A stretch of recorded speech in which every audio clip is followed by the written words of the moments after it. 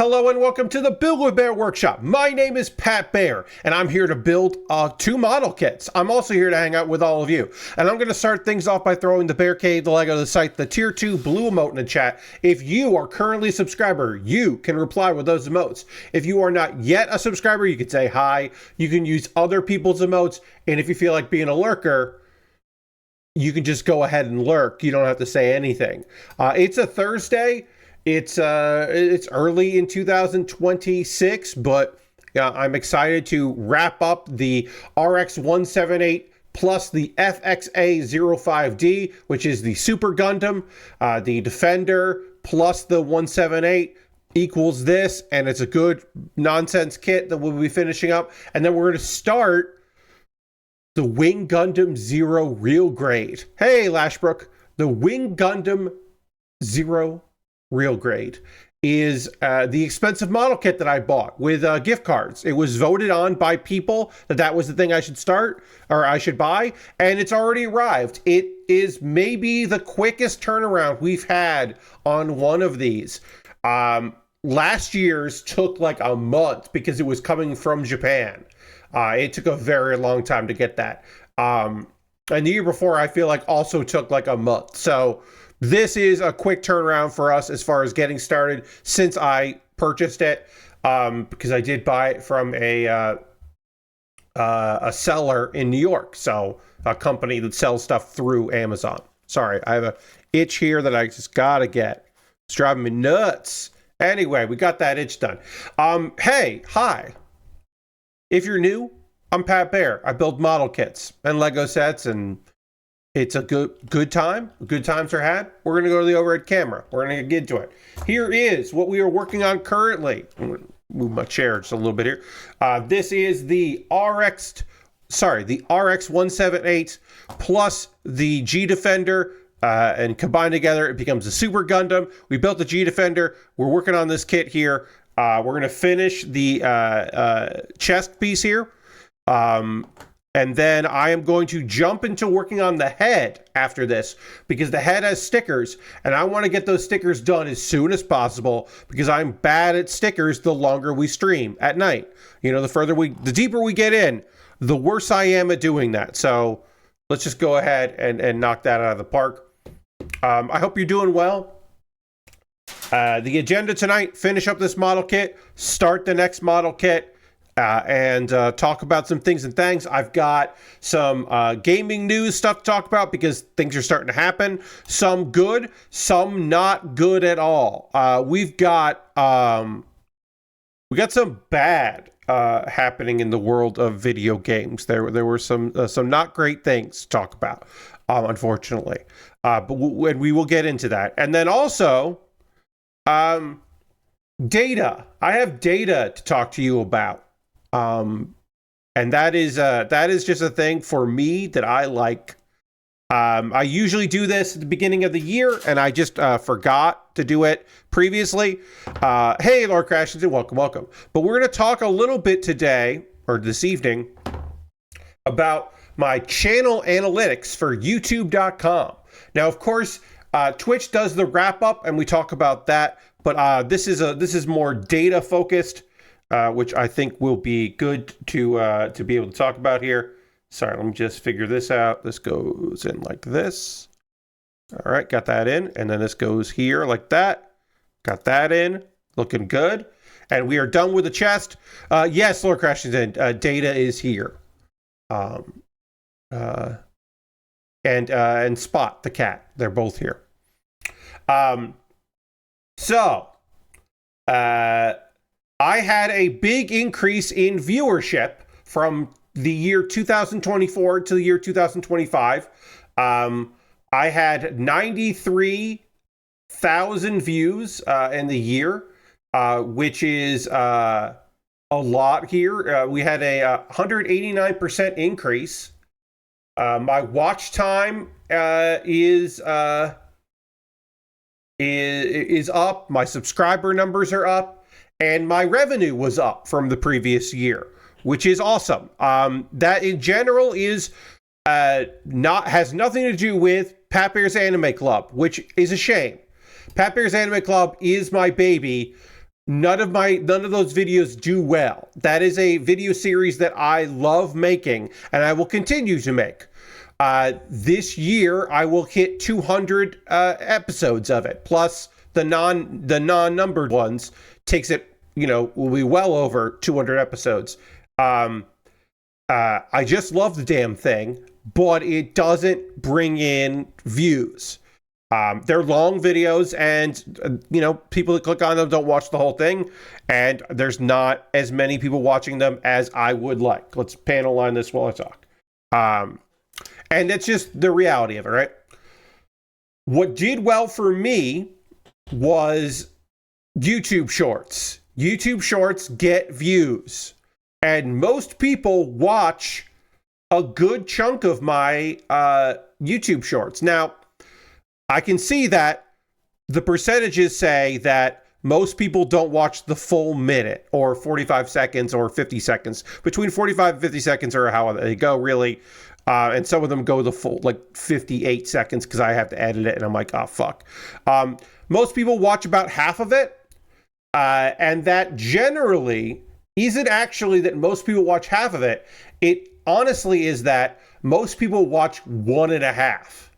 Because a lot of people, the loop starts over before they notice and to scroll. That is traditionally how people view shorts, is that they loop and then they're gone. Which is great. Very cool. Fine by me. Now, when I say that my YouTube shorts did very well, Kuma Baer videos are the majority of my top 10, but they are not the best videos on my list. The best videos on my list, actually the number 2 video isn't a short, it's a regular YouTube video. My number 1 viewed video is a short of how to set up CPU versus CPU matches in WWE 2K25. That video has almost 12,000 views. That's a ridiculous amount of views. And you know what? That number's gone up. That's just views in 2025 since the game came out in April or whatever. And it's going to go up because the game was on sale over Christmas. And I am seeing traction on that video this year already. So that video will do well throughout the year. Another WWE 2K25 video did very well for me on, March is when it came out. The game came out in March. I know because I uploaded the videos the day it came out. How to reduce slowdown in WWE 2K25. That video was viewed 2,038 times. That is my number 2 viewed video on YouTube. Now, my number 1 and 2 videos on YouTube have nothing to do with my Kuma Baer project or Pat Baer's Anime Club. It's not disappointing because that money, the reason why I was able to buy model kits partially this year, in the end of last year into this year, is because those videos clicked up so much that I was able to hit the threshold I needed for the AdSense payout, right? So I can't complain about that. That's great. That's good news. Would I prefer that a Kuma Baer video or Pat Baer... I would love if a Pat Baer's Anime Club was in my top 10. It would be if I didn't make Kuma Baer videos, but my number 3 through 10 are all Kuma Baer videos, and they have between 1,800 all the way down to 1,300 views. Over 1,000 is kind of the sweet spot for me. I will say that currently I have 1,500 views on the video that I literally put up yesterday. So sometimes Kuma Baer videos hit harder than others, and sometimes they don't hit at all, and it fucking sucks. But most of the time they hit pretty good. I think my worst viewed video was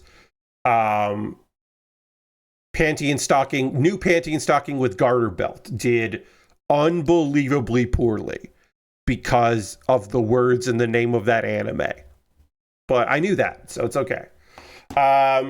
Food for the Soul is my most viewed Kuma Baer video, with 1,823 views. That's the best one. That is a honestly, didn't make my top 10 mid anime from last year that I liked, but like, it's kind of surprising that did well. Once again, we are going to jump to working on the head because it has stickers, and I want to get the both of those stickers done as soon as I can because they are, you know, on the tiny side, and I just want to get them done.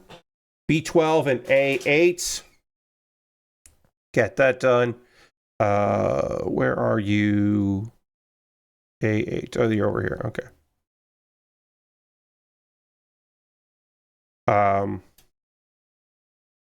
A8 is right there, so I gotta get that. It's tiny.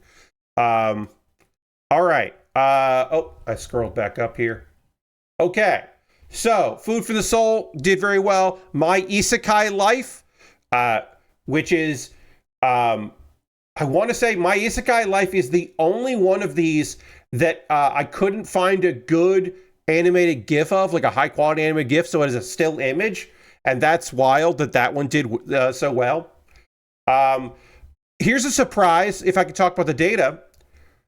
And in at number 5, the 5th most viewed video for Pat Baer in 2024 is a video that was posted on December 10th. Kenichi, the Mightiest Disciple, got 1,700 views, only 3 less than My Isekai Life. That's 100 and change less than my most viewed Kuma Baer video. That's wild that did so well, considering that it ran in December. So it's had no additional views since then. That's remarkable. Kind of wild. All right, so now I need B12. B12 is going to be the face, the beard face. Gotta get the face here, then we'll get the beard on the face. And then we can put a sticker on this. Get the eye sticker on here. Joining that list, Call of the Night, Cromartie High School, Black Lagoon, Martian Successor Nadeshiko, and The Flowers of Rene. This year, in 2025, or this past year, I did not have a video from 2024 in my top 10. The previous year, there was a 2023 video in there, which tells me that people, apparently there wasn't a big run on WWE 2K24, because usually the previous 2K24 video does fairly well for me. So that means that it just wasn't hitting for people. They weren't searching for it, and my video wasn't coming up when people were searching for it, which is interesting. It may mean that there'll be a drop off on the 2K25 game stuff that I have in there. Other analytics here. Let's see.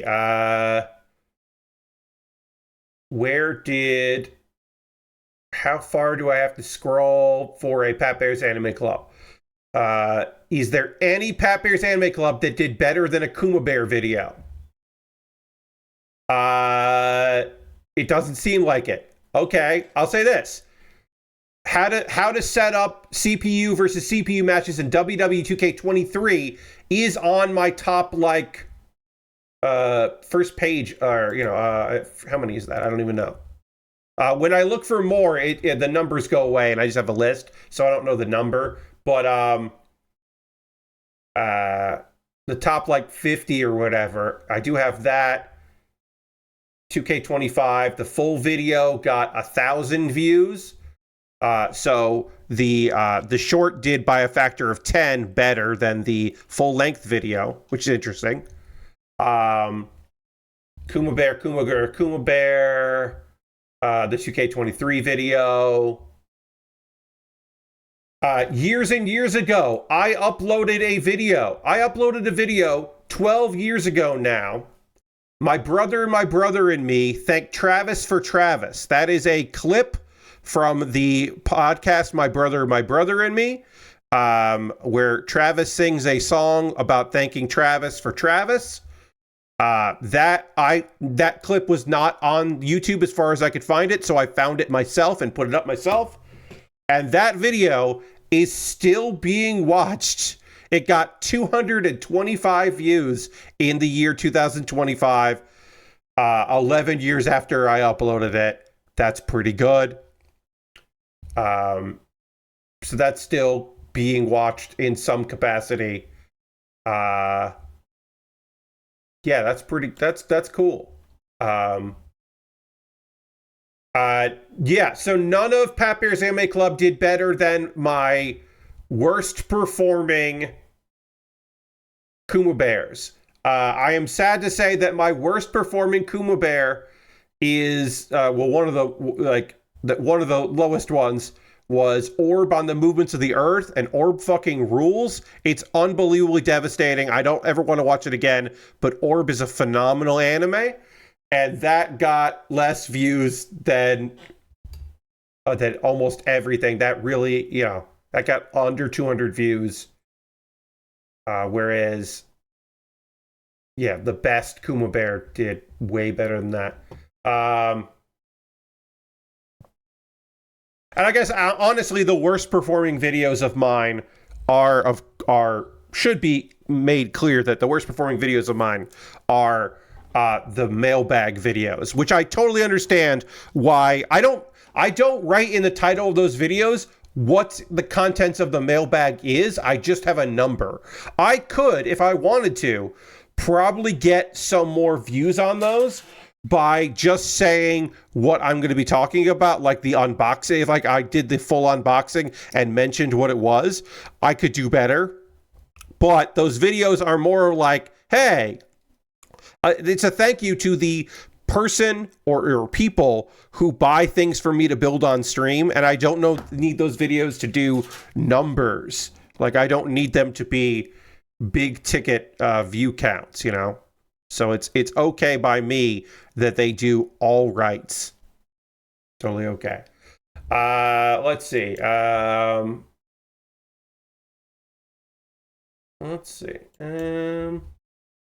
Any other data I want to talk about here? I don't think there is.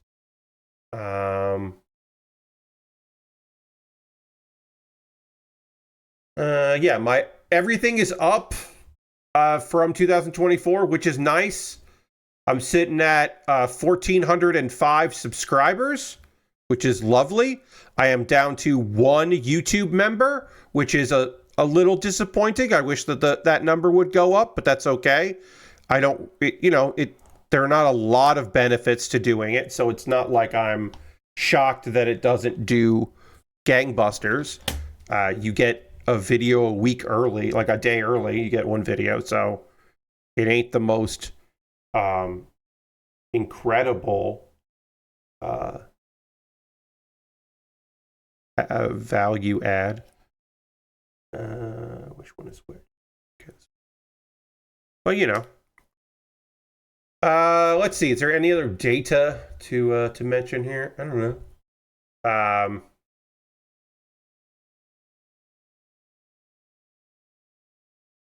I think content, audience. 60% of my views are on shorts, and 40% are on long form video, which I would have thought would be higher on shorts, but hey, I'll take it. That's cool. It's nice. I posted more shorts than other videos, which I'm not surprised about. Let's see. 76 subscribers joined in via from watching a short, and 20 came in from watching my longer videos. So Some of those videos are hitting people who don't watch my videos normally, which is nice. And the fact that some people who are getting my shorts, the Kuma Baer videos, are deciding to stick around, that's rad. I'm very happy to see that, and I hope that they stick around and enjoy what they're getting. I am going to panel line this now before I put the V-fin on, because it is harder to panel line a helmet or a head when the V-fin is attached. So we'll do that before we do it. You know this by now. Let's see.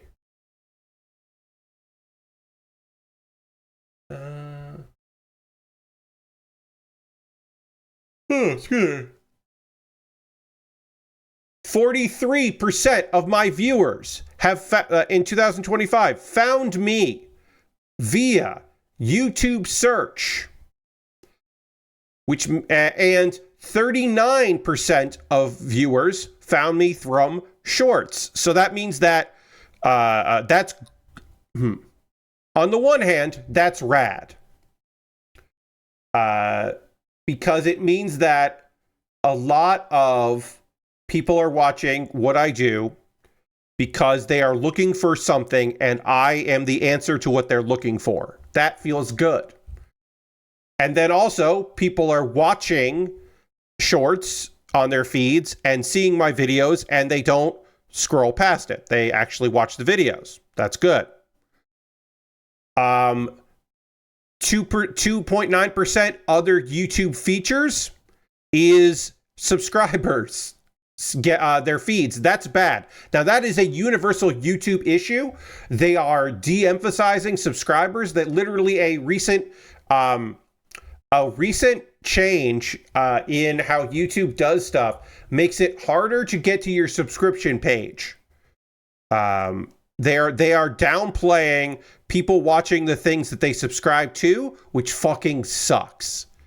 So the fact that anyone is watching, any of my subscribers are actually seeing my videos via their subscription feed is good. 4.3% external. That means that 4% of my viewers are finding my stuff because they are clicking on links, and that has to be Blue Sky and perhaps Discord, but most likely it's Blue Sky. Which is good. Occasionally that means that people are watching, like saw a post of mine and are following that post. It makes it feel worth it to post on Blue Sky and Mastodon, because in 2025 or 2026, I don't post on X anymore. On Twitter, the only thing I'm posting on Twitter is my bi-monthly schedules. So I'll be doing 2 posts a month, just to put my schedule up there, because there are people that look at my page to see when I stream that don't do it on the other platforms, that only do it on X.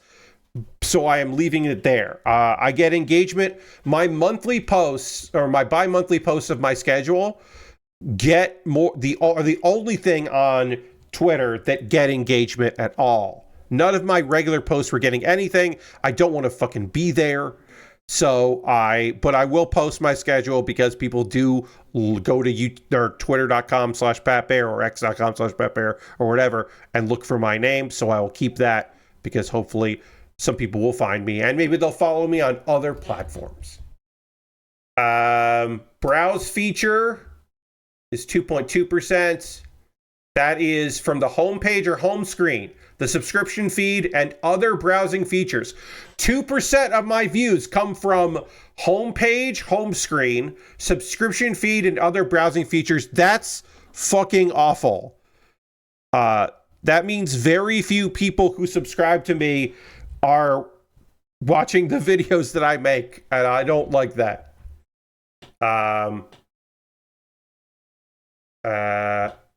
Other YouTube features, yeah.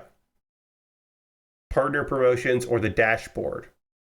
Yeah, the fact that more people are coming from other YouTube features than browse features is not great. I'm not thrilled about that. People are watching suggested videos, which is excellent. I'm fucking thrilled about that. that people are, and channel pages, which means that people are clicking on my name and seeing a video and clicking on that video to look at it. And that's also very fucking good. That is great news. So I don't need to do this right now. That is great news. I am thrilled by that. So like in general, this is data stuff that I am happy to report. Again, I wish that the top 40 had one Pat Bear's Anime Club, because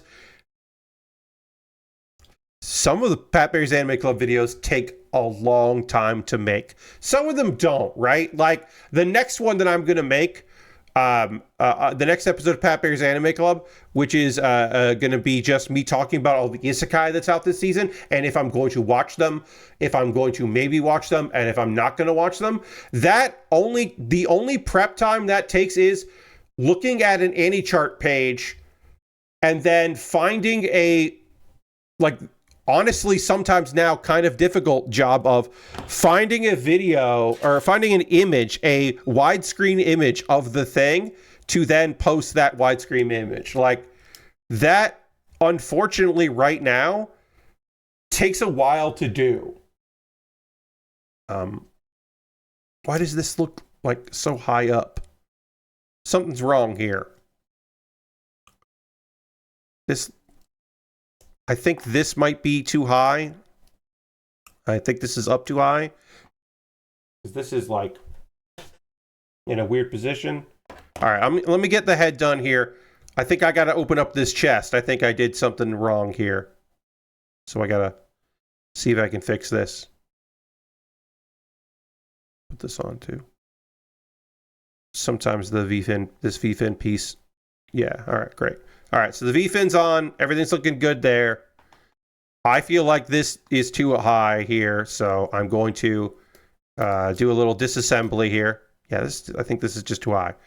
Let's take these off. Now, getting the back piece off is going to be a little tricky. I'm going to use my spudger here, and I'm just going to carefully try to open it here on the sides. I have to open up, basically I have to pull the back piece off because the front piece is not going to come apart because it's got layers, but the back piece is just one piece on here. So yeah, I would Pat Bear's Anime Club takes some time. I mean, honestly, like collecting the images is the hardest part of some of those videos, but like my video about and I don't have the numbers in front of me. You know what? I can look that up. I want to know how many people watched, how many views I got for my video on Devilman Crybaby. My video on I rewatched Devilman Crybaby this year. And I made a video about my thoughts after watching it again. And I'm going to tell you the number, and it fucking honestly bums me out. And I'm not going to dwell on this too much, right? We're talking numbers. I'll talk numbers here. Any view is great. I'm happy that anyone engages with what I do and likes what I do and wants to watch the things. But I rewatched a full season of an anime, and 10 people watched the video. And that is demoralizing. That is a bummer. And like part of it is just like, oh, it went up and it didn't hit, but I'm going to keep going and I'm going to make more stuff. And it looks like that the watch time is like good on it. So people that clicked on it watched it, but like more than half the video got watched by most people, which is good. And it's frustrating, right? Like that's a 15-minute video that of data or of quote unquote content that I watched a full season of an anime again and wrote down my thoughts and my notes, and a reminder that some of those episodes I watched in a hotel lobby when I was in Connecticut for a funeral. And it was a distraction, and I'm happy for the distraction. But there we go. All right. I got the neck piece in properly, and now the head doesn't look like it's like a giraffe neck. All right, that's good. All right, we'll now go back and do the backpack because I want to do the backpack next. We can do this though. We can almost body complete this thing. So anyway, part of the reason I don't look at those numbers is it's depressing to me that I put in so much time into my rewatch of Devilman Crybaby, a series I said I'd never rewatch again, but I wanted to do something for Halloween time, and that got 10 views. Like that is a bummer to me. All right, so we'll put in A19. We're building the backpack here. I'll be fine, but it is a little frustrating. That's enough for data. That's our data conversation. We got some news of the world here to talk about. In Isekai news, Alpha Polis. Alpha Polis is a light novel and manga publisher, and they run, like many light novel and manga publishers, they run contests. For like novels and viewers' choice, readers' choice, and some of those things get turned into manga, and some of those things get turned into anime, and they get a publishing deal, and like obviously it is a way to find the next great author, but also it's a way to get people to send you a completed work that they did on spec, hoping that you will publish their thing and they can get rich. But maybe it's to find the next great creator. Well, the grand prize and reader's choice award winner turned out to be an AI generated isekai, and Alpha Polis was like, actually scratch that, they're not getting an anime adaptation. The winning entry: modest skill, tidying up is the strongest. Corporate slave office lady started an accidental isekai revolution and is now adored by the head knight and His Majesty the Emperor, which is an unofficial translation of the title. Is not going to get their anime dreams are not coming true. It was predominantly AI generated, which goes against Alpha Pol's updated contest guidelines. So at least it goes against their guidelines. I will say that title does not tell you that it's AI generated, because titles like that are a dime a dozen. So like you can't tell that. You're going to tell that by the content of the novel, not by the title, because a human could come up with that title. The guidelines were updated November 18, 2025 to exclude AI-generated works after last year's contest, likely due to the sharp rise in AI-generated content across the platform and rights issues could possibly face should they release them commercially. So, like, they had to update and say, hey, you can't do this from previous years, most likely because this last year they got a bunch of fucking bullshit, and we're like, oh, we need to figure this out. Which, like, yes, you do need to figure this shit out. So that's in general, it's probably that they had to update them because they were like, oh, we're getting too many AI bullshit submissions. Because of course, someone would do that. Anyone that would use AI in that way would not care that they are breaking the rules if that means that they can, win something. Let's see. According to the author, though the publication and adaptation plans for the novel were scrapped in light of the guideline update, they do not view this as a loss. Instead, they see it as an opportunity to become, quote unquote, freer and newer. They state they want to keep making interesting works that people will view as something that can only be created in collaboration with AI. So, like, the fact that a reminder, they are not getting a publishing deal. They are not getting an anime adaptation of their work. They are not getting a manga of their work. But they're like, this is still a win. And it's like, oh, cool. It's only a win because, you know, like, oh, because they did win, right? They did win, but they don't get to win, right? But that's still, on the other hand, Alpha Polis launched a novel AI proofreading program that checks for things like typos and misused idioms in September last year. While this does little more than review the format of entries, it could hint that the company's stance on AI prohibition only focuses on actual generated written content, while using AI as an assistive writing tool seems to be generally encouraged. So that's a bummer. I don't know. Lashbrook, I do believe that someone else won. Yes. But that's not really here nor there. We're saying that the person who had this opportunity and lost this opportunity because they broke the rules seems to not be fucking sad about it.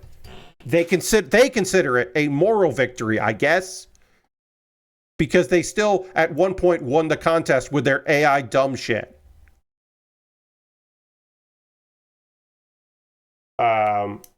Yeah, so it does kind of read like they weren't like, oh yeah, you know, we're you know, they weren't like, oh, I'm bummed this happened. They're not even like, oh, I'm bummed I got caught. They're mostly just like, oh yeah, well, I accomplished my mission of winning a contest and then losing that contest. Because AI rules, I guess. Fuckers. Alright, I need B21 and B21. That fucking sucks.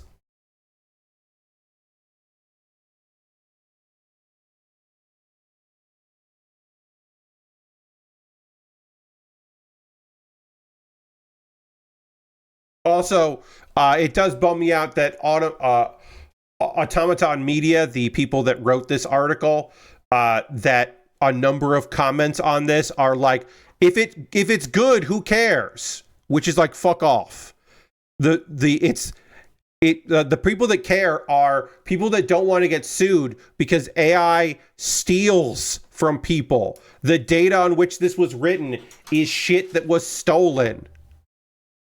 Like, the publisher cares. They do not want a lawsuit because this work is too close to a bunch of works, and you can't be like, oh, well, you know, sometimes people just arrive at different ideas. If the way you arrived at your ideas is AI, that it's just, basically it's like one of those things where, like, if there is a country that will allow you to sue for people taking your works via AI, and you are from that country, like, no publisher wants that smoke right now. They have to wait. Eventually, they would love that smoke, but they do not want that smoke right now.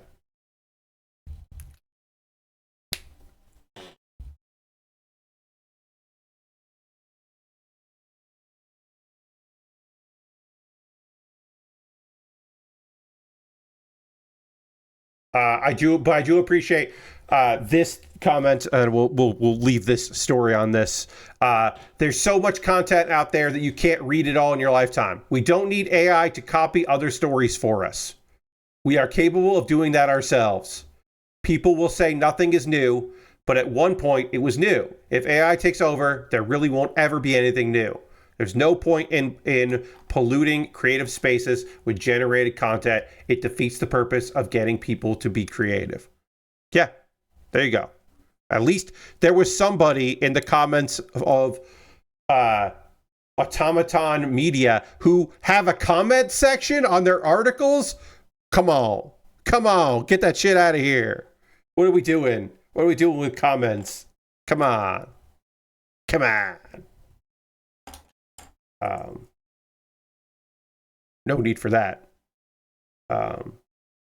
This backpack holds the beam sabers, which is cool. Reminder, this kit does not come with beam sabers. It comes with the beam saber handles, but there is a beam saber that is gray and comes with its own hand attached to it, and it sucks. I'm glad they stopped doing this. It took a long time for them to stop doing it, and I'm glad they did. A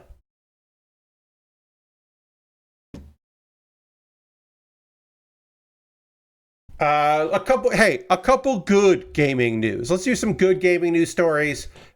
Kinetic Games, the makers of Phasmophobia's makers are launching an indie publishing label, and is quoted. There's a quote here from Daniel Knight, who says he wants to provide the sort of support he needed at the beginning of his development journey. So basically, yeah, they're starting up. They're going to champion innovation within the indie space, and cultivate a small publishing slate to ensure it can provide tailored support to partnered studios. Any announcement of a new studio in 2026 is good news. Any new publisher is good news for indie development, because a bunch of them closed in 2025. So having new ones open up is great news. I hope it all goes well and people are properly supported. But I think coming from the place of, I wish that I want to be support that I wish I had, is a great place to start from. Hopefully that's genuine, but that is a great place to start from. And I hope it goes well. All right, other than a hand, which we need to build around a weapon, which we will here, we are almost body complete on this kit. We got to build weapons and shields. And then we also need to attach this to this at one point. So we'll do that as well.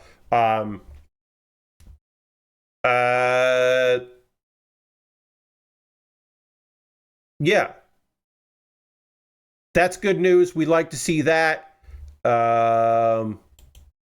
Let's see.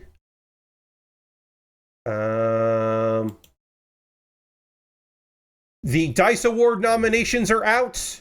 I will read through them. The DICE Awards are, if your complaint about the Game Awards is that they don't care about awards, they care about trailers for future games, then the DICE Awards are the thing you want to watch. Now, do I love every part of the DICE Awards? Not really. They're not my favorite event of the gaming year. But I do think that it is important to put my money where my mouth is and say, hey, if, as someone that says that does not want to watch the Game Awards because it doesn't feel like a proper award show, it feels like just a trailer fest. It feels like E3 Part 2 or Summer Game Fest Part 2. The Summer Game Fest that does better numbers than Summer Game Fest. All right. I'm going to read the nominations for Game of the Year. Arc Raiders, Blueprints, Clair Obscur, Dispatch, and Ghost of Yotei. I think that is a fine list. As someone that has really gotten into Dispatch in 2026, I will say it's one of my favorite games of 2025 that I didn't play in 2025.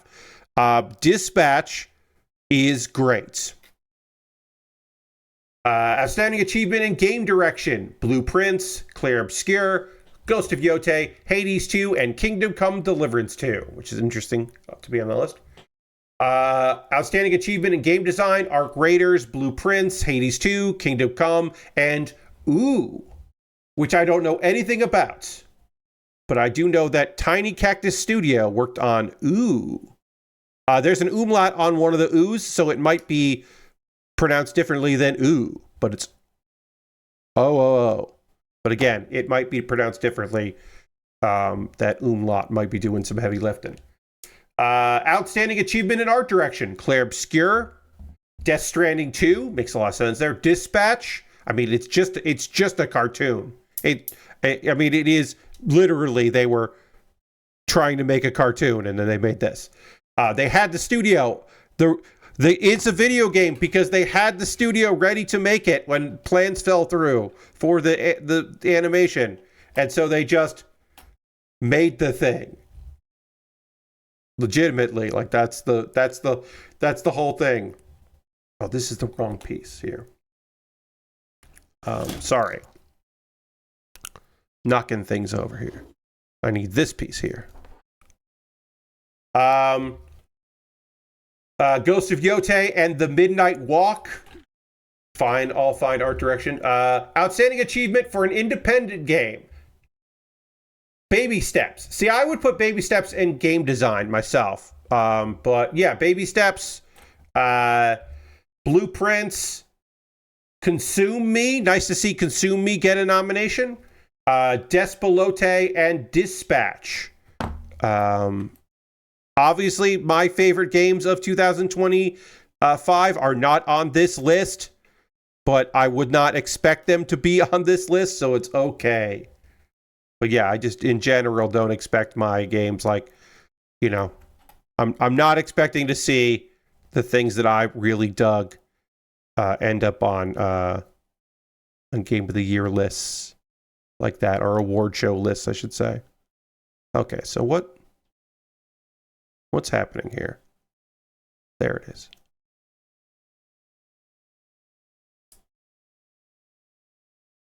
Couldn't get this to line up properly, but now I have one of the guns.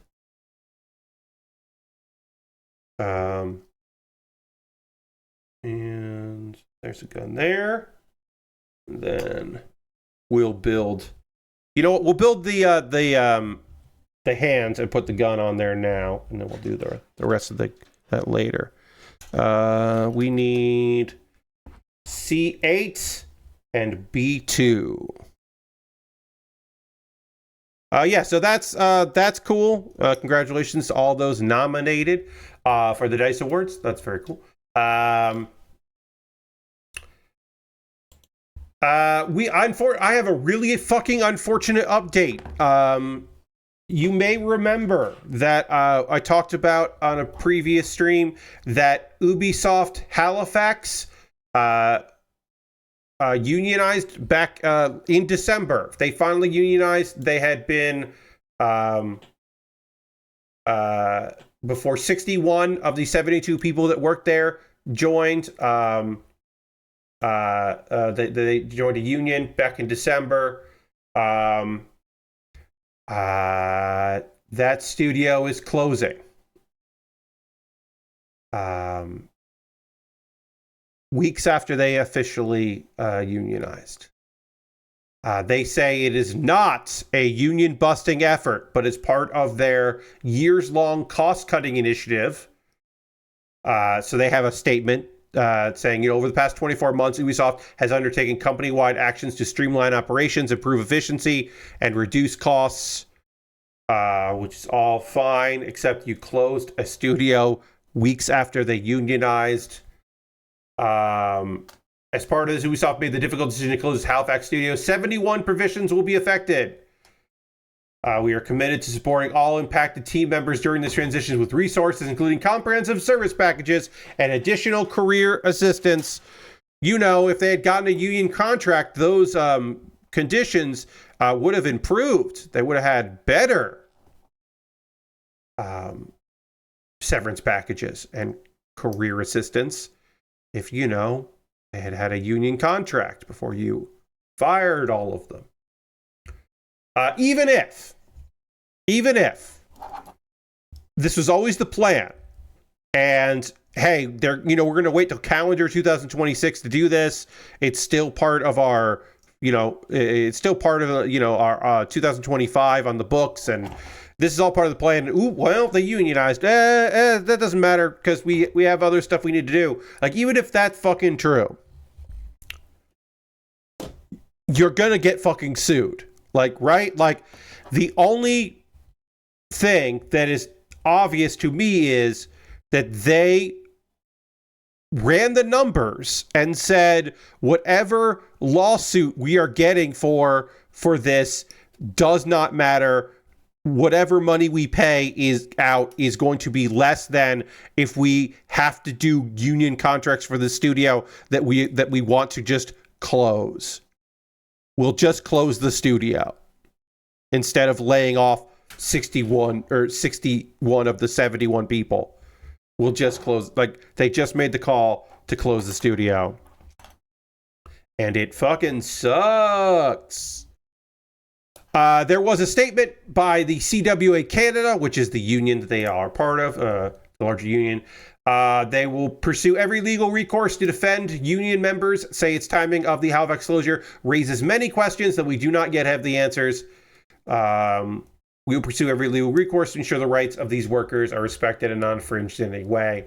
Now, will there actually be lawsuits that will go to court? Probably not. Most likely, they will just do some kind of extended severance package to make that shit go away. You might even say that perhaps... Now, I am not saying this will happen. I am not saying they are going to do this. Please understand that I am not claiming that Ubisoft, I am not saying that Ubisoft will do this or is doing this. But many companies have in the past made conditions of getting your severance you signing a legal document saying that you will not pursue any litigation.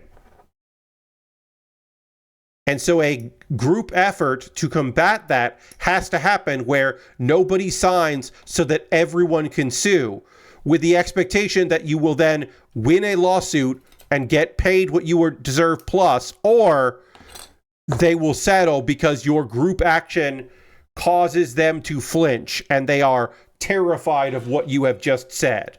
So therefore they would then immediately do whatever they could to make that shit go away. Am I saying that this would happen? I am not. Again, I must make this clear. I am not suggesting that Ubisoft is going to make conditional for receiving severance that you say you are not going to sue them. But I will say, I have, for wrongful termination or anything like that, I have personally experienced in my position, you may remember this, that I was let go from a position. I was laid off from a company that closed for several years and then reopened under they sold the company and reopened under new management later. But before they sold it, when they were just trying to figure out anything they could do to keep the lights on, one of the things they did do was lay off a bunch of people. And in my particular case, what happened was they were like, all right, so this is going to be your severance on this date. You have this many weeks until your severance kicks in.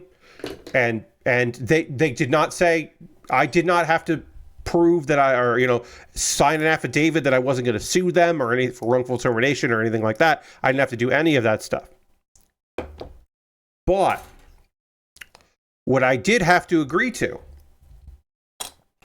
was that my pay would change for the last several weeks that I worked there, where I had to switch from a salary to an hourly rate. And my hourly rate was bad. And I lost a bunch of money. I basically lost a bunch of money to make sure that I got my severance, because I did not want to fuck with the money they were promising me. And I was very much afraid that if I said, no, you have to keep paying me like I have a contract with you, until my contract runs out. When you lay me off, you have to pay me what you owe me. Don't, like, I'm not switching to an hourly rate. Because also, a thing about the hourly rate was that they started cutting back on shows for that last month. And cutting back on, and there were part of an hourly rate for me would have been rehearsal time. But if I don't have shows in February to tech, then I don't have rehearsal time and I don't work as much. So like I was just, my wages went down like 2/3 of what they had been for the last month I worked there. But I didn't say anything. I didn't fight it. So like that shit, like I had no protections. I had no one to go to. I had no one to fight for me. I was just afraid that they would find some kind of reason to dismiss me and not pay my severance at all. So I didn't say anything and I accepted far less than what I was worth, with partially because like I said, knowing and going in knowing, well, I'm not going to be working that many hours. Like, what? It was really shitty because I did not have people like, you know, fighting for me. And there were other people who, part of the other thing was like, I wasn't the only person getting laid off. Other people had been laid off like the month before. There were more people getting laid off. It was like a whole thing. And so like, I was just like, okay, well, I hate that. I don't know who they're doing this to, but this fucking sucks. At least the other people that had gotten laid off a month before I got laid off didn't get any notice. Like I had like 3 weeks, 4 weeks notice, and other people did not get that. They were just laid off and they got a severance. So I was quote unquote lucky. It wasn't. It was shit. It was all shit. It was all shit, folks. It was all shit. I didn't finish the backpack here, I realized. So I got to do that. I got one piece out already for it, and then I need the rocket boosters, and then that's it. Then we're done with this kit. Rocket boosters. We are almost done with this thing, and then we also have to transform it. We got to put the full backpack on this thing and get that going. But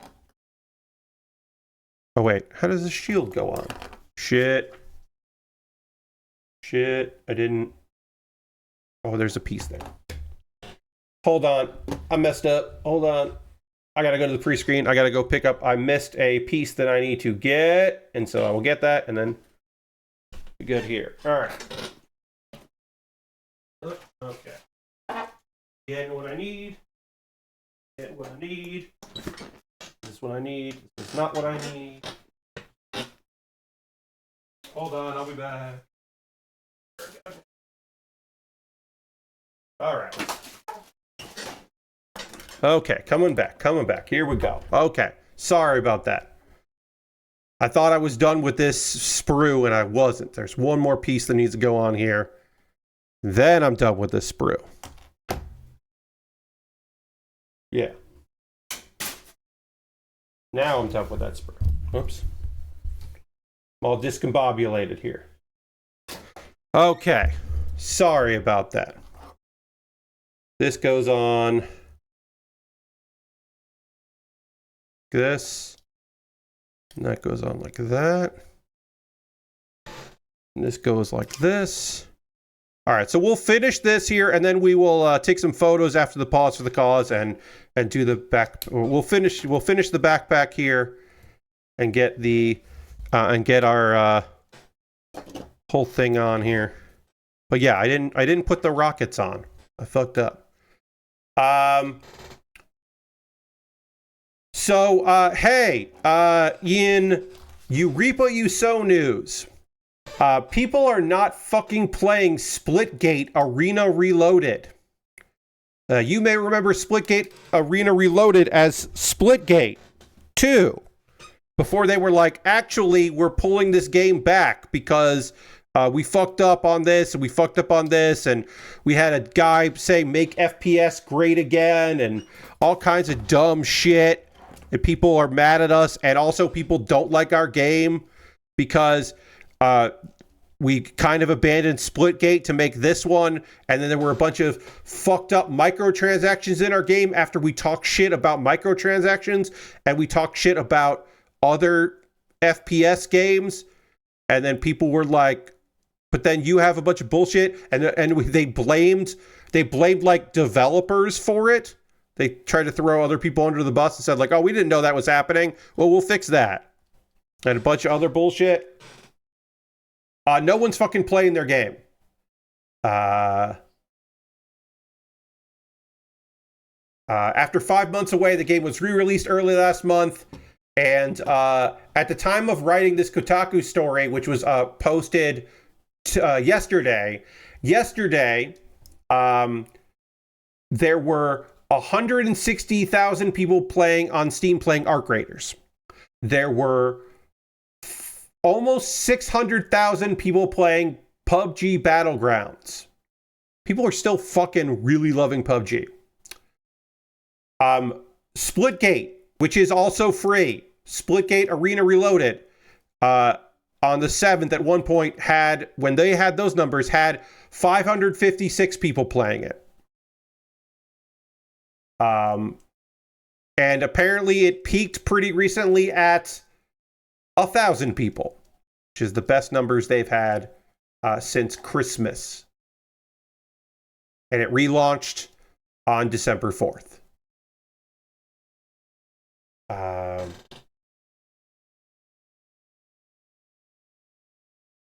So when it first launched in June, it had 27,000 people checking it out.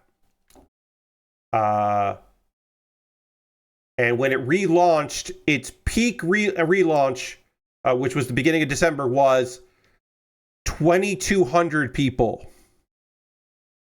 They're just never going to get back some of those people. Now, Steam is not the only way you can play Splitgate, of course, right? It doesn't involve console numbers, so maybe it's doing incredibly well on the console. But generally,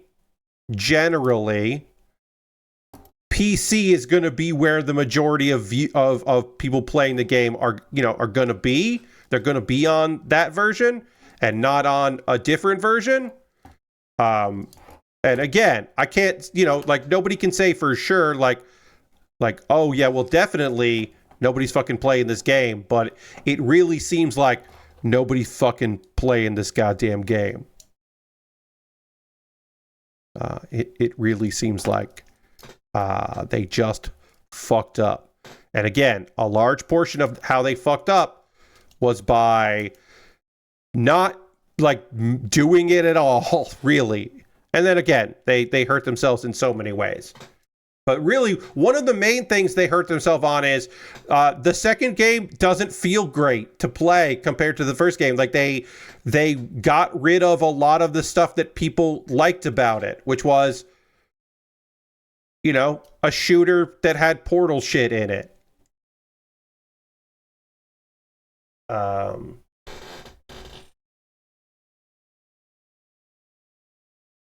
So again, as of yesterday, when Kotaku was looking at these numbers, there were 7 times as many people playing the clearly porn game Your Mom, which is from Mom Game, the developer and publisher of Your Mom.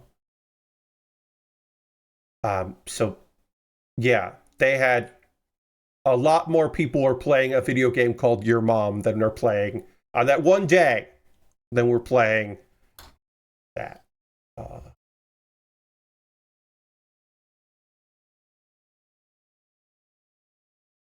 Also, basically, their statement, the team is just like the 1047 are like, the gameplay's the best it's ever been. We'd love for you to jump in and form your own opinion. Form your own opinion. Don't listen to the people who say the game sucks. Play the game to find out if you also think it sucks. The game that people aren't fucking playing because they clearly don't want to. But form your own opinion. You decide if the game is fucking worthless and not worth your goddamn time. How else can you know? I mean, look, it is free to play. I should say that. It is free to play, so if you want to check it out, you certainly can. If you want to find out if it's good or not, you can be the judge. It's just that it feels like people are the judge of this.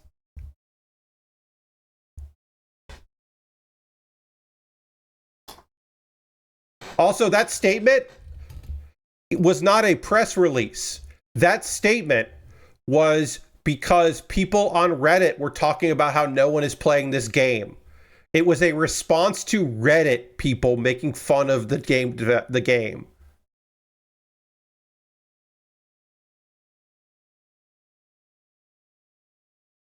I don't know if putting out a statement responding to Redditors being rude about Steam DB numbers is the most professional look. That is from John Walker talking about Splitgate. Also, I love this. Kotaku tagged stories about they have tags so you can search for tags. This is tagged under Splitgate 2, which feels like a dick move. A lovely dick move. It's not tagged as Splitgate Arena Reloaded. It's like, nah, man, that's Splitgate 2, motherfuckers. We know that's Splitgate 2. That just feels great. We're done with this kit other than putting this part on, which I will do after the pause for the cause. But I need to take a pause for the cause. I got to talk to you about ways that you can support the channel and what I do here. Everything I'm about to tell you is optional. You're under no obligation to do any of these things. But if you would like to support me and what I do here, it would be great. I would love if you could. If you could do that, that would be awesome. But again, you don't have to. Do what you feel. I'm sorry. I'm just getting comfortable because I had to get up and move stuff and all that stuff. And it's fine. Everything's fine. Everything's fine and cool. If you are currently a subscriber to the Build with Bear workshop, you can throw the Bear Cave, the Lego, the Scythe, the Tier 2 blue emote in the chat. Being a subscriber is the easiest way to support what I do here through Cash Money or your Prime Gaming token.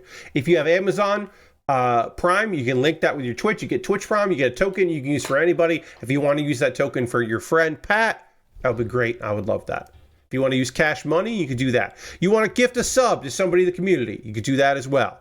You want to throw some bits my way, make your top of the cheerleader board, you could do that. That's the thing you could do. You don't have to do any of that stuff, but if you want to do that, you could. Another way to support me is to go to my Patreon at patreon.com/PatBear. Over my Patreon, there's a $1, $3, $5, and $10 tier. There are different rewards for different tiers. Consider joining me on Patreon. My $10 patrons decide on what model kit I'm going to be starting now that this kit is just about done. And also, my $3, $5, and $10 patrons, I put a poll up today to decide what I do on Tuesday. I have 2 video game options for them to vote on and an option to revive a thing that I've only done a couple times on stream, which is not video game related, but will be fun. So I hope that people decide to vote in that poll, my $3, $5, and $10 patrons. I hope they choose to vote in there because it's nice to, for people to vote on stuff like that. But yeah, that's an easy way to support me is to go to my Patreon and join a level, and you get different rewards for the different tiers. I have a YouTube channel. I mean, obviously, I have a YouTube channel. I fucking talked about it a lot tonight. But youtube.com/PatBear. Over my YouTube, you can, of course, subscribe for free. Please do. Please watch a video, especially my Pat Bear's Anime Club videos. Show them some love, please. And while you're there, if you wanted to, you become a member. And for just $2 a month, you can get my Wednesday videos on Tuesday. So you don't have to wait until a Wednesday. The video that went up yesterday for everybody, you would have seen that on Tuesday. You would have found out that I might be pronouncing the name of that anime wrong. I might be. I'm probably saying it wrong. Anyway, those are all monthly ways to support me financially. If you would like to just throw something in the tip jar, I've got a Ko-Fi and a PayPal, and you can make a direct donation like that. Everything I make through direct donations through YouTube, which includes AdSense, so watching my videos helps me out. I talked about that there. Through Patreon and Twitch, all goes into a fund, and from that fund, I pull out money to buy model kits. This kit I bought in December of 2024, and I'm done with it. other than putting on the big backpack and making it a fucking Super Gundam. Once it's Super Gundam, then it's done. But right now, I gotta put a bunch of parts on it. But I was only able to do that because of your generosity, so thank you very much. Past you is helping out present me. If you want to help out future me, you can subscribe to any one of those ways, and it would be great for me. Also, I got a kit I'm currently working on. I have a backlog of stuff that I'd be happy to work on, but you, the viewer, could buy something for me to build and have that jump the queue and become the next thing I work on at my Amazon wish list. Over my Amazon wish list, you can find model kits and Lego sets, inexpensive kits, expensive kits. I just put up I need a new USB-C charger for which will be great to charge my iPad, which I do use for reference stuff. So it would be nice to have that. I put that on the wish list. Maybe you don't want to buy me a model kit, but you saw that. Also, Blokies. There are 2 Blokies kits. They are a company I've never bought from before, but they are officially licensed. They have the license for Transformers. And so I put a fairly inexpensive and a bit more expensive kit on the list. If you want to buy one of those and have me try out a new build in 2026, like a new a company I've never bought from before, we could do that. I got model kits. I have the kits that didn't win the poll. The wings are real grade, won the poll, but I have other kits in there that are expensive that didn't. And you want to, if you were like, oh, Pat, I voted for the Gundam Aerial MGSD. I wanted you to build that. You could still buy it for me to build if you wanted to. You don't have to, but you could. Start the year off right. God. The Typhonius, I'm not going to get too much into this. I'm so fucking glad the Typhonius didn't win because it jumped in price about $20 on Amazon from when I put the poll up to when the poll closed. And it was way more than money I had from my gift cards. And so I'm so glad that that didn't win. Oh, God, it got so fucking pricey. Oofta. All right, so my alternative to that's Amazon wish list. See if there's something there you'd like to see me put together. You can buy it. It'd be great. It jumps the queue, becomes the next thing I'll work on. I got a wish list on Throne. And then also, you can always just go to USA Gundam Store and buy a gift card. USA Gundam Store, you can buy a gift card. They will send you an email with the gift card code. Then you can send me a whisper on Twitch or a DM on Twitter or Blue Sky or Mastodon with that gift card code. And then I will use that gift card code to buy something from USA Gundam Store and build it on stream. Pardon me, I'm sorry.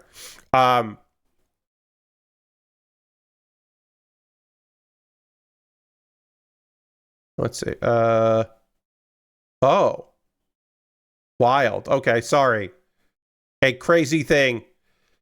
Sorry. I'll talk about this when we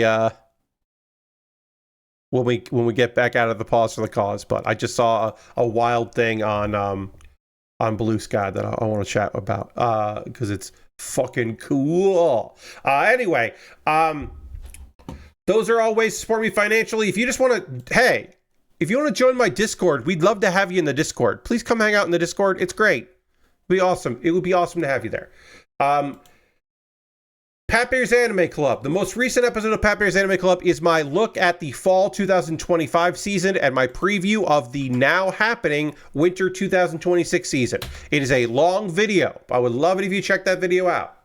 And then Kuma Baer is my weekly anime recommendation series. And all through the month of January, I am recommending anime that I loved from the fall 2025 season. I keep wanting to say 24. It wasn't. It's 25. Gachakuda, which I'm depending on who you talk to, I am saying that name right or I am butchering it. But it is a phenomenal series that ran as a 2-core in the summer and fall 2025 season. It is phenomenal. It is gorgeous. With a heavy influence of graffiti in its art style. It is a type of show I don't typically love where there are like monsters and unknown stuff and they have a lot of like proper nouns with capital letters. And I'm like, but it is an underdog story. and it is something you can really get behind. The powers are cool, the abilities are cool, the supporting characters are fantastic. There is a deep story happening, and like even if in the back of your mind while you're watching it, you're like, uh-oh, I think I know where this is going. Even if you're right, it's still a great ride. Like, I don't know, because I haven't read the manga, I don't know if I'm correct in my assumptions on where we're going with this, but like, I'm still excited to see if we go there. You know what I mean? It doesn't have to be a big twist. I'm still excited to see what's up. Anyway,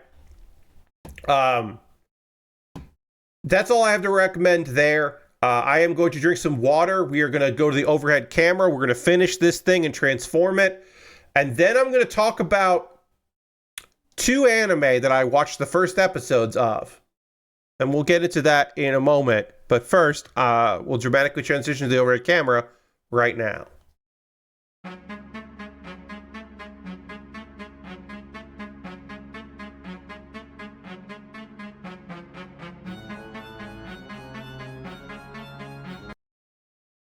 Still a little too long. I got to trim that down. I trimmed it a little bit, but I didn't trim it enough. Okay, before I talk about anime, announcement for wrestling. I just happened to see this. Konosuke Takeshita, one of the best wrestlers happening right now in wrestling at any company, who happens to be signed to AEW and New Japan and DDT, is apparently confirmed for March 29th, Grand Princess 26, Tokyo Joshi Pro Wrestling's equivalent of their WrestleMania, or their All In. He is going to be in a tag team with his wife, Yuka Sakazaki. This is the closest TJPW has ever gotten to acknowledge that they are a married couple, because they are tagging together. They have tagged together very briefly in other places. John just subscribed with Twitch Prime, saying, late Happy New Year's. Welcome, John. Happy to have you. Let's throw the Bear Cave Lego site. Tier 2 Blue on chat. Let's thank John for supporting the channel and what we're doing here, what we're accomplishing here. Very kind of you. Thank you very much, John. But yeah, Soup, Konosuke Takeshita is tagging with his wife in TJPW in March. That show also has Sari, one of the best Joshi in the world, who had an unbelievable 2025. Yuka Sakazaki is doing it. Also, Aja Kong is doing the show. And then a DDT wrestler, Super Sasadango Machine, is the PR host. So they said that he was going to be making an announcement today. And apparently that announcement was that Takeshita is doing it. And I haven't watched the video because I'm here, but apparently Yuka Sakazaki was in a video that was clearly shot during World's End at AEW, which is funny to me. Hold on one second. I have to blow my nose. I'll be back in just a second here. Sorry, I'll be back in just a second.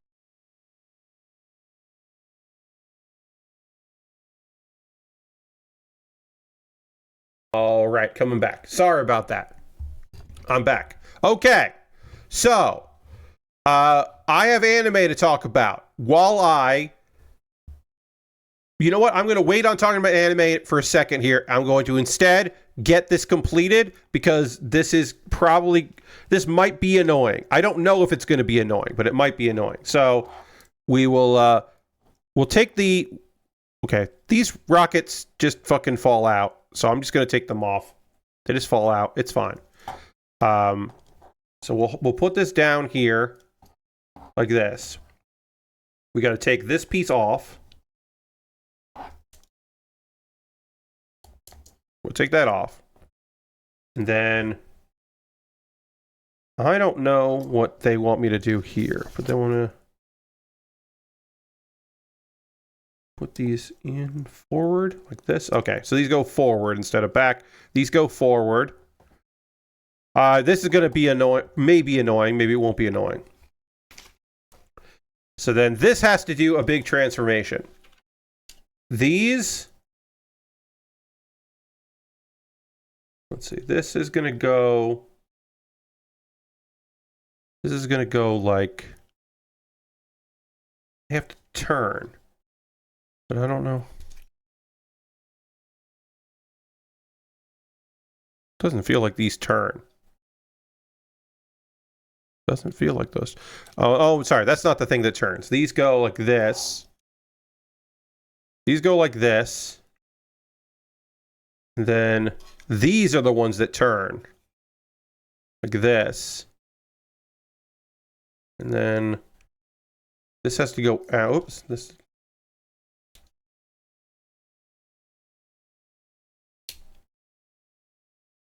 Just so you know, everybody, I'm gonna fucking do my best to get this together, but this could be a fucking disaster.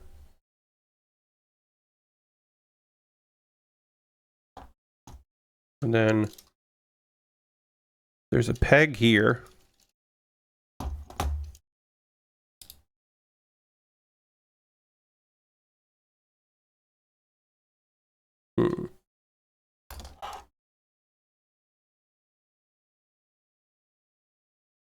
Okay.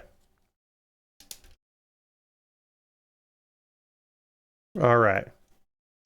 So that went in like that. Then I don't know what happens next. Oh, that's the flight mode. Okay, so that was the flight mode. So then what happens? The gun comes out and becomes a gun they hold, and then this goes like this. Like that. All right, that was the flight mode, which I don't really need. I just want to do the backpack mode because I think that's the coolest part. So then this comes out, and then this gun. Okay, this goes like this. And then this goes like that. And then this goes like that. Then go like that. All right, I think that's how it goes. And then the gun that is on the side can become a bigger gun that it can hold if you want to do that. This big gun comes up. But I might just want to keep that big gun. Well, I can't peg that anymore because it goes like this. All right.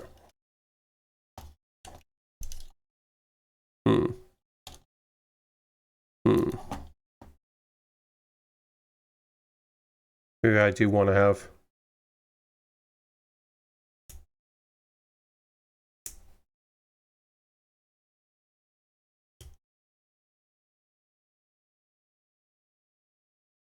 Trying to get the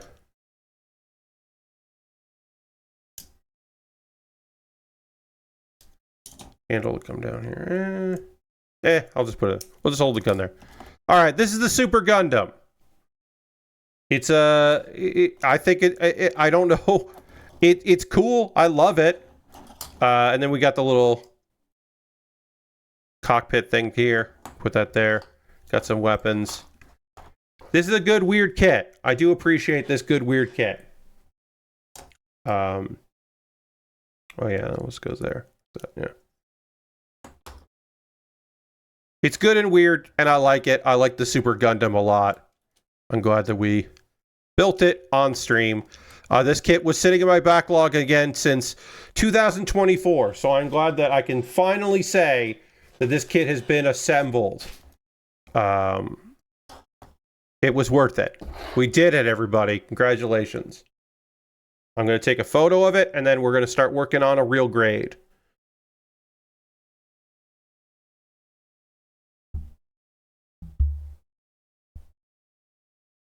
All right.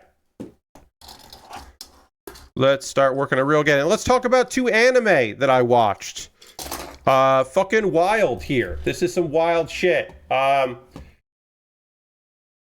So, actually queer anime that is not anime that is meant to just like pretend queer baiting stuff. Like, obviously there's a lot of girls doing things shows where there's overtones of, oh, these girls have crushes on one another, and it doesn't lead anywhere.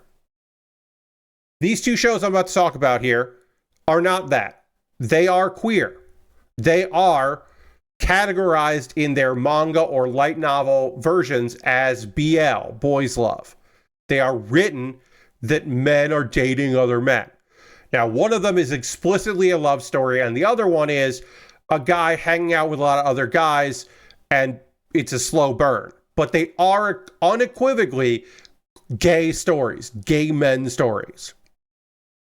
And both of them are isekai. There are two isekai BL anime that not only got anime adaptations at the same time, with episodes coming out days apart, Crunchyroll picked up both of them.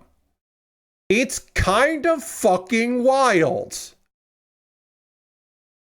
One of them is called Isekai Office Worker. The other world's books depend on the bean counter. And the other one is called A Gentle Noble's Vacation Recommendation.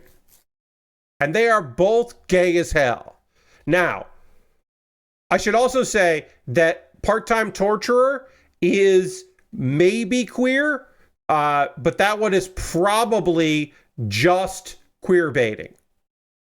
Also, that looked like trash, and I didn't want to watch it. But that one also might be gay. And there is a light anime where basically there's almost no animation. It's basically just voice acting with some slideshow stuff. And that series didn't get picked up by anybody, so I'm not covering it. That's also an isekai that is BL. It's fucking wild. It is boys love winter, as John puts it succinct, yes, correctly. It's just fucking bonkers that this is all happening now. Anyway, this is the Wing Gundam Zero real grade that we were working on. We got some beam sabers.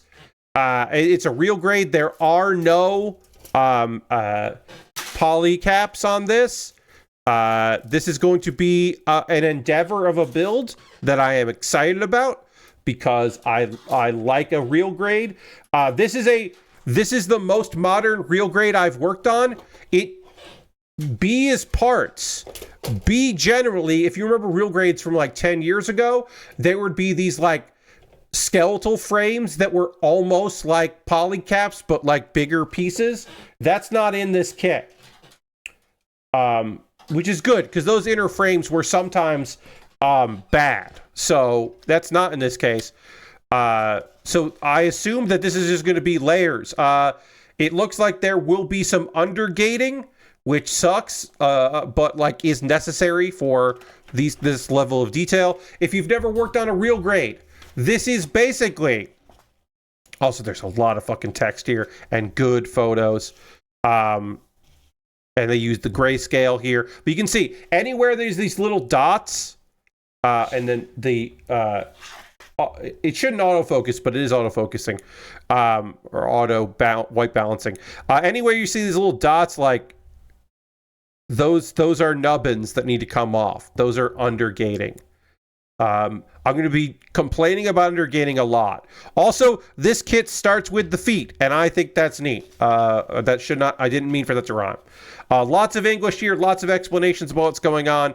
We're starting with the legs, and then we'll build the waist, and that's awesome. Then we'll build the chest, and then we will build the arms, and then the head, and then the backpack, and then the guns. I believe the guns will be after the back. But yes, the last thing we do is build our weapons and our shield, which is also the cockpit. Shield the cockpit. I'm so lucky as a noob I never cut the wrong thing off my first undergating model. Yeah, that could be tricky. I love that the guns can just be... I've always loved this about the Wing Zero, is that the guns can be held in one hand as a super gun. And I've always loved that you can attach the guns to the... that as part of the flight mode, you attach the guns to the cockpit. Shield, that rules. Obviously, the best cockpit in a transforming Gundam is the Kyrios Gundam, because the cockpit is just part of the backpack. instead of being the shield, because a shield that is also the cockpit just looks like a bad shield and a weird cockpit. So removing that in the Kyrios makes it that my favorite transformation. Other than there is something to be said about the Espeon being like, the legs are the head. The legs are the front of it because it's a two-headed dragon. Except the legs don't look good like that. And the kit, there's no version of the Espeon that looks good outside of the anime. All right, so I'm going to get started on this, and I'm going to talk to you about some anime here. The Other Worlds, Isekai Office Worker, which is, I believe the manga is just called The Other Worlds Books Depend on the Bean Counter, but they added Isekai Office Worker because they want you to know what this anime fucking is, and you hear that name and you go, I know what this fucking anime is. I know what's up. All right, I need D20, and I need F5 and 6. So D20 on here. All right, so Sechiro. Our man Sechiro got summoned to another world. He was not supposed to. He got dragged along because there was a girl named Yua, and she was going to be summoned to save this far-off kingdom. To be a holy maiden, because there's miasma, and it's a fucking rough time out there, everybody. And our guy was not meant to be summoned. He is, unfortunately, an accidental summon. And they're like, what the fuck? This is weird. And so he's like, if you can't send me back, how about I work here? I would love some kind of job, some sort of, like office work or something. So he's just trying to get employed, because that's what he knows he can do.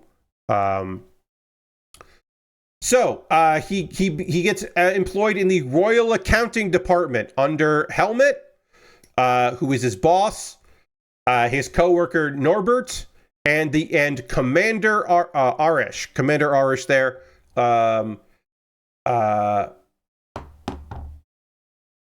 Unfortunately, Sechiro is just trying to make it by he's unfortunately doing he's still doing the overworked salaryman thing. Like, he can't turn that shit off. And so his coworker Norbert gives him a tonic that cures fatigue. Is it an energy drink? It's somewhat like an energy drink, but he's treating it like an energy drink. He should be cautious of that. He is not being cautious of this.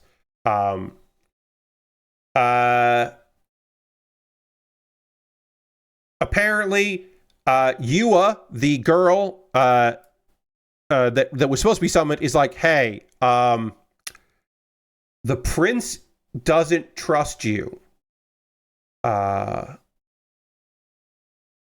And so, you got to be wary of that, which is good information to know, because, and then our guy counters with, hey, I know you want to be useful. You want to, do what they need you to do and, be a good holy maiden. But, remember, we were kidnapped, and they might have ulterior motives, and they might have lied to us. So just be aware before you commit to this, which I think is very practical and is one of the more practical and adult things that we have heard from a character like this. And so that's nice. Yua does not see it that way. She has bought in to her position and basically says that he's being selfish, which is just all right, girl. Okay. There's a reason why they summon young maidens for this kind of a thing. Okay.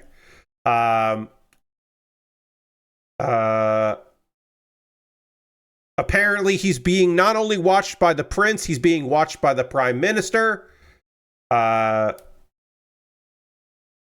He also finds out that their department literally only exists to approve financial requests for nobility. Like, that's the whole thing of this thing.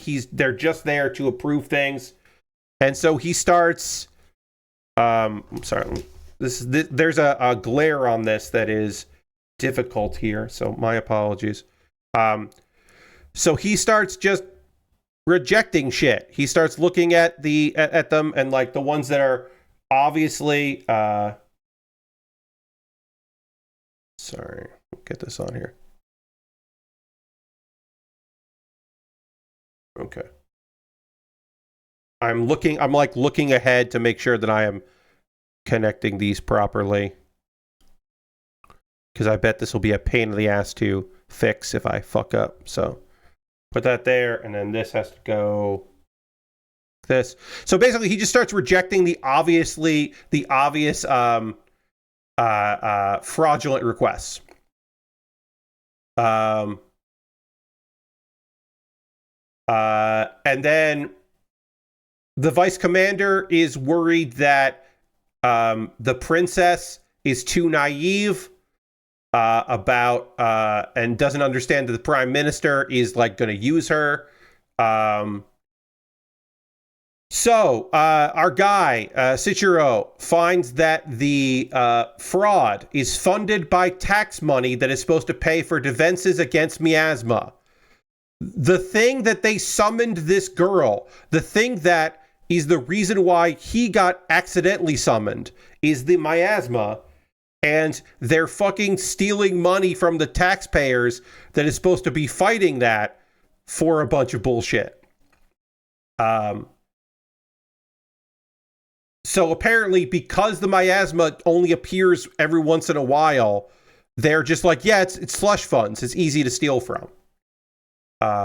And the accounting department covers up that. So it's a thing that happens all the time. And the miasma appeared. Hey, the thing that appears, like the future problem is here. Like the time is now. The problems are here. Shit's gonna be bad. And of course, they don't have a budget for the miasma, which might be why they summoned a holy maiden in the first place, is to cover up for these issues. It's probably why this summoning happened.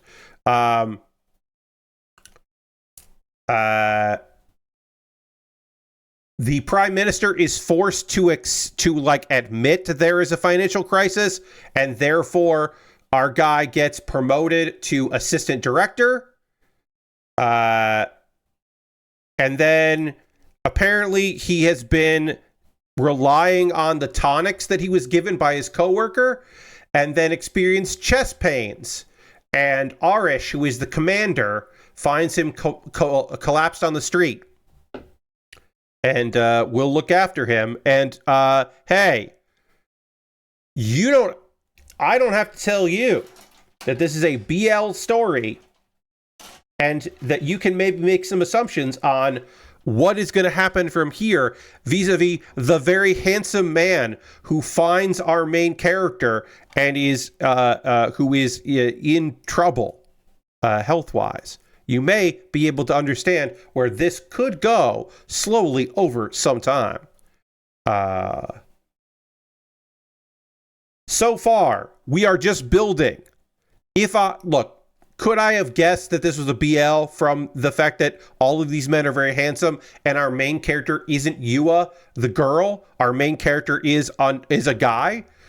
That's a pretty good indication that since our main character is a guy and he is surrounded by hot dudes, that perhaps this is going to be a boys' love story. Obviously, we have not really hinted so much at it, but it's coming. I'm on board. I think the animation looks nice. It's not groundbreaking, but you take what you can get. And I think the setting, I think it's, like I said, it's not animated particularly incredibly, but it's very detailed and things are very lush. And I am looking forward to seeing where it goes. I will I will definitely be watching episode 2, and I will report back on that. Now, our other one is much more of a slice of life. I'll get through this one probably a little quickly here so that we have time to talk about some other stuff, but just know that I am also going to watch episode 2 of this one. A Gentle Noble's Vacation Recommendation is the other BL Isekai that I watched this week. Lizelle, who is already a noble, he did not become a noble in this world. He is already a noble in his regular world, wakes up in an unfamiliar city, in an unfamiliar world. He has been transported somehow to a different place. This is not a different world where the original world was like modern day Japan. This is a fantasy man ends up in a different fantasy world, which is kind of fucking cool. Like immediately I'm like, ooh, that's cool. He sells his sword because he wants to get funds. He needs some funds. And you think, oh, won't he need a sword? Well, no. The funds he wants are a companion. He needs to have somebody who knows this world to kind of guide him because he is treating this like a vacation. That's just kind of the nature of our guy, Lizelle. Or Lezel. He is looking for someone intelligent, moral, and physically capable. So he is looking basically for like a tour guide and bodyguard to kind of keep show him where things are, and then also be ready to fight if necessary, right? Like, makes sense. He encounters an adventurer named Gil, who is a solo B rank adventurer. So, pretty fucking good. B rank, that's good. And then also someone that's capable because he's able to get to B rank on his own. So that's intriguing to our guy. Apparently that makes Gil very famous, and Lizelle doesn't know that because he's not from here. So that makes Gil think that he's ignorant and an airhead, which is partially true. So apparently this kingdom has 3 major cities: the capital, a merchant city, and a mining city. There was a war, and Parteda is the capital, and it's the home to nobles and adventurers. Gil and Lizelle have a unbelievably clearly obvious flirtation / business arrangement where, like, Lizelle very much understands that Lizelle is trying to manipulate this scenario into his own benefit. Gil is aware that he is being manipulated. Gil eventually agrees to be Lizelle's bodyguard. It's bodyguard time. We're doing that. We already have our 2 leads together in halfway through the first episode. Lizelle is like, hey, where I'm from, I'm a chancellor. Like, I am a big deal where I'm from. I am not a big deal here. So he's like, here's the thing. We get a little bit of what's going on. He's like, look, there's magic in this world. There's magic in my world. Eventually, the king is going to summon me. It's only a matter of time before I get summoned. So in the meantime, I just need somebody to look out for me in this world because I am treating this like a vacation because I'll eventually be summoned home again. This is assuming a lot. He is making a lot of assumptions, including the fact that, maybe somebody wanted him to like, maybe it won't be easy to resummon him, but whatever. He's like, someday it'll work out.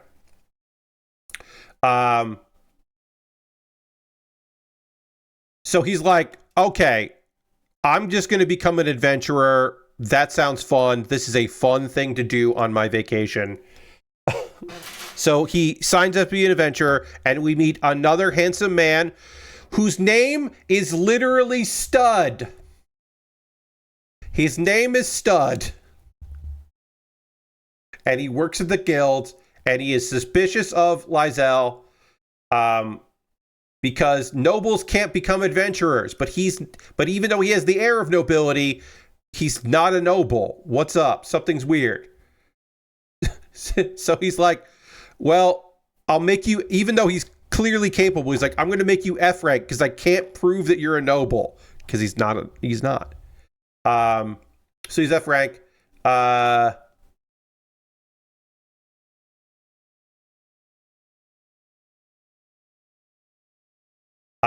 the episode ends with, hey, you know how normally the main character who is overpowered in these kinds of isekai they have I literally made a comedy video about this, about the thing where the main character they assume he's weak and somebody starts picking on him, and they go through the whole thing of like the bullies at the guild.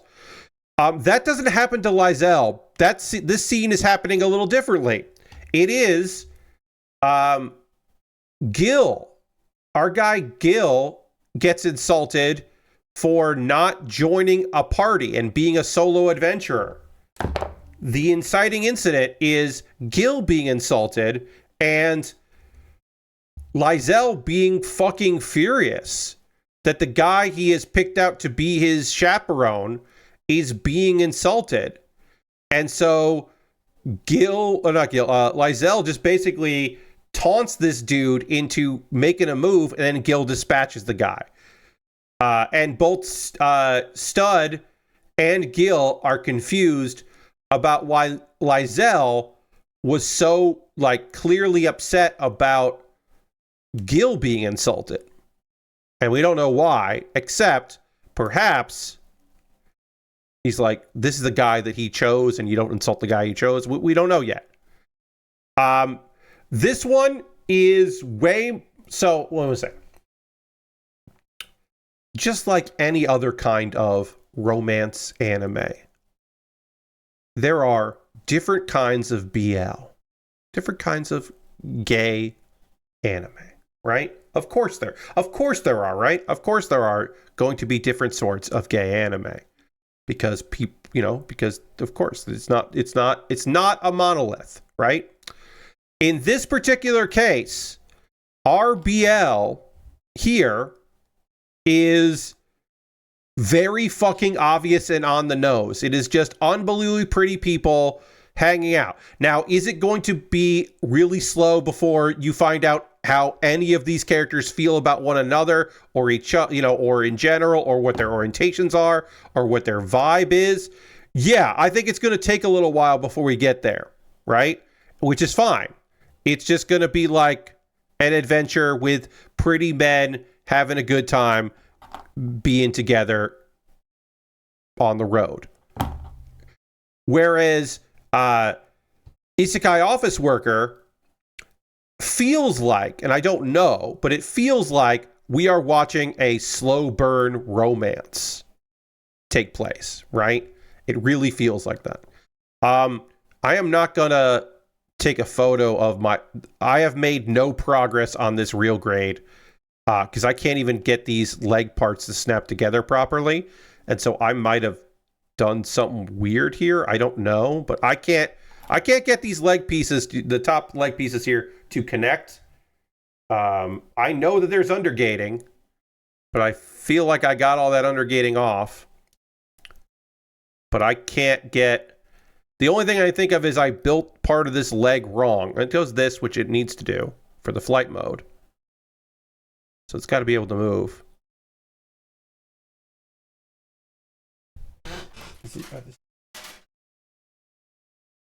I'm literally is this A17 and A16?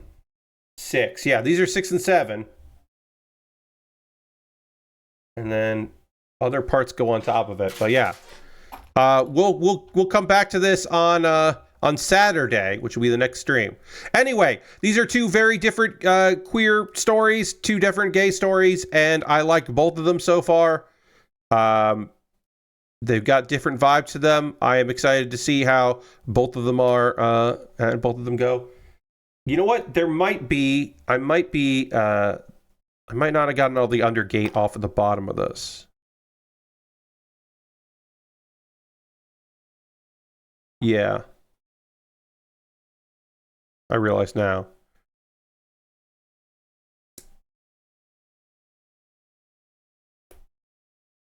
Oh yeah, there's some tiny undergating here.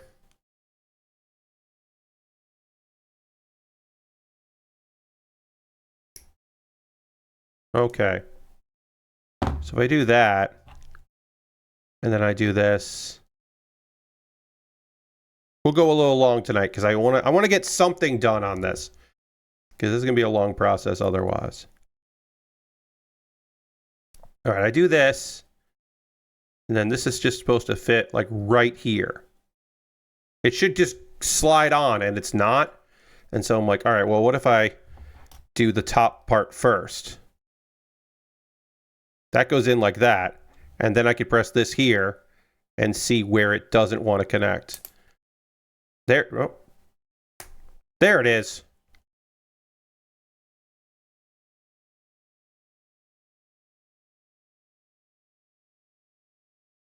I found the nubbin part that I didn't cut off that I needed to cut off. Now I can just cut that off and then put it in there. Great.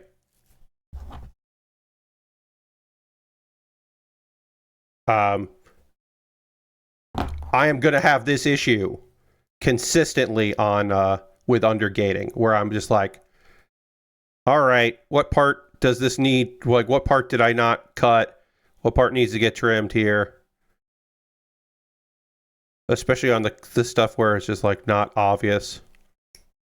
I'll just be constantly like trimming and trying to get it to work. Yeah. Same problem. There's just little extra nubbins here that I didn't take care of. Now I need to take care of. There we go. Okay, we got some progress done, but not even worth the photo. You know what? I'll take it. You know what? I'm going to take a photo of this because I did get something done. All right, the very, very minimal amount of something, but I did get something done. That's going to do it for tonight's stream. I want to thank you all so much for being here. I hope you had a good time watching me build, hearing me talk about some anime. I'm going to watch both those shows, and I'll let you know, next week we'll chat about them some more. I've got more anime to watch for Saturday. All of the shows I like haven't even really started up yet. So, yeah, I liked both of them for different reasons. But yeah, there's some other stuff like Freerin hasn't even started up yet, so we're a ways away from like everything really kicking off. I'm not sure what I'll be watching for Saturday yet. Monday is still Noble Reincarnation.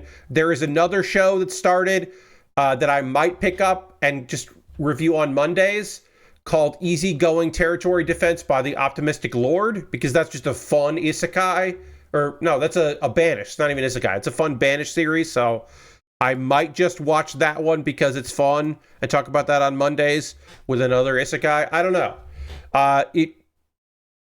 Yeah, I liked both of those. I recommend them for different reasons. All right, so what's going to happen now is we're going to go on a raid. We're going to go find someone doing cool stuff and go hang out with them. That is how we end every stream around here. Reminder that my next stream was on Saturday. I will be continuing to work on this cool model kit, and I hope you come back for that. As John says, we always end with a raid. Who is doing stuff that we want to go hang out with? We haven't raided Matt Wiggins in a while. Oh, wait. I mean, should we? How long is... Saying a short stream, how long have they been going? Should we raid this person? Should we? It's only been 25 minutes. All right. We're gonna raid Gigi Murin. We're gonna raid one of the people I like a lot. I don't know why Gigi's on Twitch. Gigi is primarily a YouTube streamer, but also Hololive people started showing up on. She is playing the game Agree, which is a rage game. Oh, I cannot raid Gigi Morin. All right, never mind. I thought I could raid Gigi. I apparently can't raid Gigi, so we're not raiding Gigi Morin. So never mind. They have set so they can't receive raids. They probably can only receive raids from other Hololive people, maybe, or just nobody. She doesn't want anybody. I don't know. We're gonna raid Matt Wiggins. Never mind. Can't raid Gigi. We're gonna raid my buddy Matt Wiggins. We haven't raided Matt in a while. Oh, good. There you go. Sorry about that. He's playing Ghost of Yote. That's cool. That'll be fun. I want to thank you all so much for being here. I hope you have a comeback on Saturday. I hope you had a good time tonight. I had fun finishing up the Super Gundam and starting this one. Building some of the feet of the kit we'll be working on quite a bit. The Wing Gundam Zero. Thanks for being here. I'll see you in the next one. Goodbye, everybody. Goodbye, goodbye, goodbye, goodbye, goodbye, goodbye, goodbye.